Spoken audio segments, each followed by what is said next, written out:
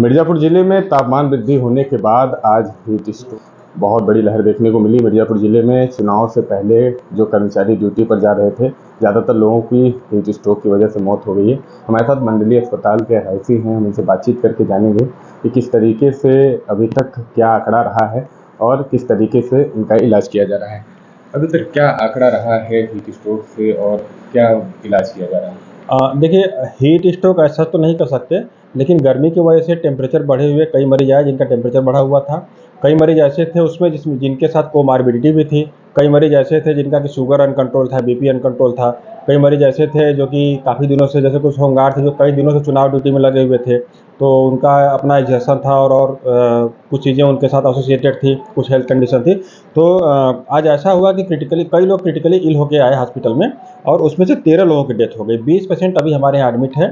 13 patient में जो 13 patient की डेथ हुई, मैक्सिमम ऑलमोस्ट सभी पेशेंट वो चुनाव ड्यूटी में लगे हुए थे और चुनाव ड्यूटी में कहीं न कहीं से पॉलिटेक्निक से कुछ लोग और ड्यूटी से वहाँ से रवानगी के बाद या उसके पहले किसी न किसी फेज़ में हमारे यहाँ आए और कुछ लोग तो इतने सीरियस थे कि उनको बचाया नहीं जा सका और कुछ लोग को 1-2 घंटे के 5 मिनट के अंदर ही ख़त्म हो गए। कुछ लोग ऐसे थे कि जिनको कि 1 घंटे 2 घंटे के ट्रीटमेंट के बाद जिनकी डेथ हुई और कुछ ऐसे पेशेंट थे जो कि अभी स्टेबल हैं, जो और एक पेशेंट को रिफ़र किया गया है। मतलब 13 लोगों की 13 लोगों की डेथ हुई है।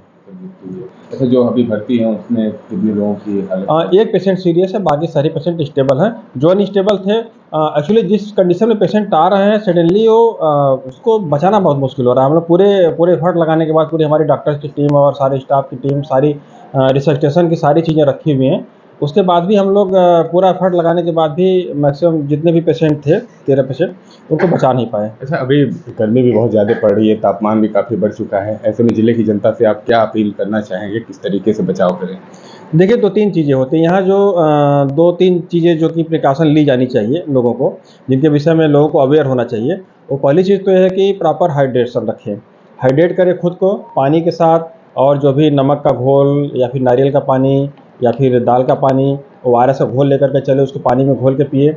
ओआरएस 1 लीटर पानी में बनाने वाला पैकेट आता है, 200 ml बनाने वाला पैकेट आता है, तो 1 लीटर पानी में जो बनाने वाला पैकेट आता है उसको पूरे 1 लीटर पानी में बनाएँ। मात्रा प्रॉपर एडिक्वेट होनी चाहिए। और दूसरी चीज़ उसके अलावा है कि देखिए, टेम्परेचर बढ़ने पे होता क्या है कि हमारी बॉडी के कार्य करने की क्षमता होती है। सारी एंजाइम्स एक पर्टिकुलर टेम्परेचर पे काम करते हैं। जैसे टेम्परेचर बढ़ता है हमारी बॉडी अडॉप्ट करती जाती है उसको। एक टेम्परेचर के बाद हम लोग बॉडी हमारी अडॉप्ट नहीं कर पाती। जो एंजाइम्स होते हैं वो इनएक्टिव हो जाते हैं। जो वैसोडाइलेशन होता है उसके उस वजह से कभी कभी ब्रेन स्ट्रोक हो जाता है। तो हम लोग को कोशिश ये करनी है कि हम लोग धूप में कम से कम निकलें। धूप में अगर निकलते हैं तो प्रॉपर हाइड्रेशन के साथ निकलें, हाइड्रेट करके खुद को निकलें, पानी लेकर के निकलें,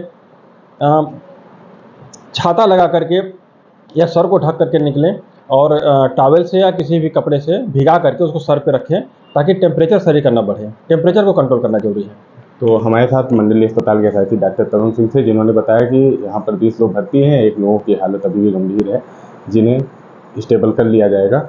यहाँ पर सभी लोगों को इलाज दिया जा रहा है और जिले की जनता किस तरीके से बचाव करे इन्होंने बता दिया है।